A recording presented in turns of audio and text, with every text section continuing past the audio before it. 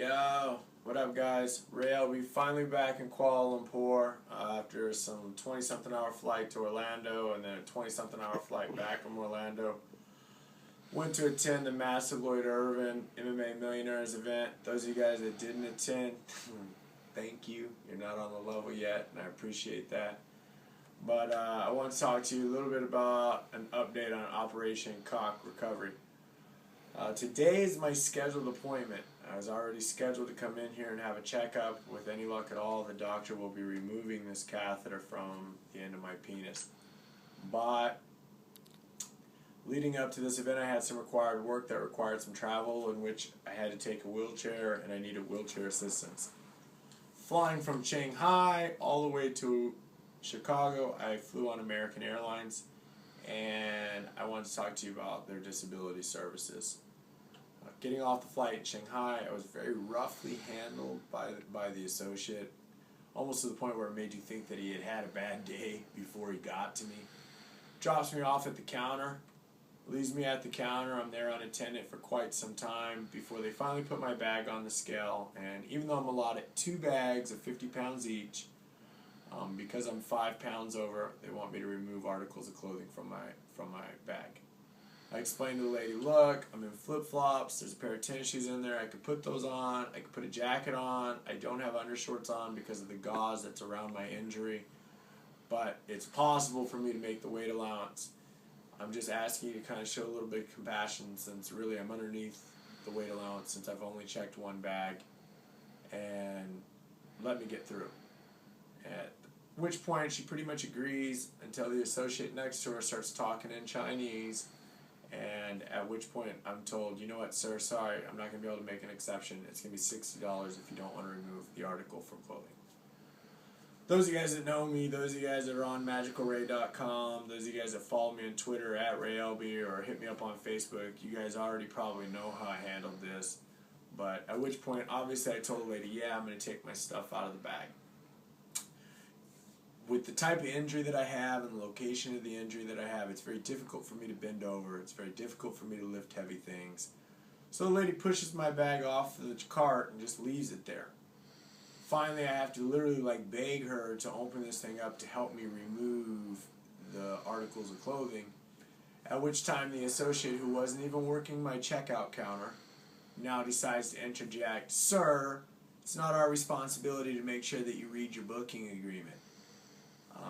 Which lit a fuse. I mean, I basically told her, look, if you're not happy with your job, don't take it out on me. Some of us have real life issues. I got a broken penis. You know, led to a big scene in front of a ton of check-in members. Such a scene that a supervisor by the name of Barbie Wu shows up to take care of the issue. She refuses to give me the associate's name. She refuses to give me the associate's identification that was being so rude to me to begin with, but she does check my stuff through. A new guy now comes to handle my cart, and honestly, it's like Fast and the Furious live in Shanghai. He's intentionally and deliberately crashing me into anything that he can. Corners, chairs, people, bags. As I'm literally jumping back and pleading with him to stop as I'm holding the end of my groin, this young Chinese man is laughing, basically letting the American know how he should have behaved himself in China. I get to the Chinese TSA, and they try to take the scissors off of me that I need to change the gauze that is now protecting my penis from becoming infected. I explain to them I've got doctor's clearance, this thing's going to have to be changed during the 13-hour flight from Shanghai to Orlando, and eventually they agree to give the scissors to me, but only under the understanding that an American Airlines associate would come down and pick it up and have possession of the scissors throughout the flight until it was time for me to change the bandages. Reasonable solution? Cool. Guy continues to throw me around the cage as he's walking me in the wheelchair, banging me up against the fence like he's Randy Couture or something, and positions me into the corner like you would a little kid. 90 minutes before my flight, he pushes me all the way past the gate and intentionally places me into a corner like this to ensure that I'm not able to entertain myself. So from here, I grab my wheelchair, and I wheelchair myself along the best that I can with my carry-on bag, and I start interacting with @American Air via Twitter about my customer service issues. Board the plane in China, get my scissors, no problem, change my gauzing, no problem. I arrive in the United States and immediately start noticing that I'm urinating blood. My catheter now is back to the normal color, thank you Jesus, but for 2 days I urinated blood, and I think a major contributing factor to that was the rough handling shown to me by the American Airlines employees in China. So back and forth Twitter, back and forth emails, incidents, videos, whatnot. Finally I get on the phone with a representative named Jana Pinley, and Jana explains to me that she's going to give me a $100 voucher good for my next flight. I literally laugh, tell her that's not even worth my hassle. I explained to her it was a $2,000 flight, and even though I received quality service from Chicago to Orlando, I think they should at least reimburse me the price of the flight from Shanghai all the way to Chicago. Or at the very least, now that I've been urinating blood, my original return destination was Manila, but I have to return to Kuala Lumpur, Malaysia, to have my doctor inspect the injury. So you guys can reroute me to Kuala Lumpur, possibly even give me an upgrade. Jana basically laughs this off, tells me that they don't reimburse for any emotional distress, any type of injury that I may have sustained from their rough handling will need to be taken up with their medical claims insurance company, and then she proceeds to up the ante to a $250 voucher.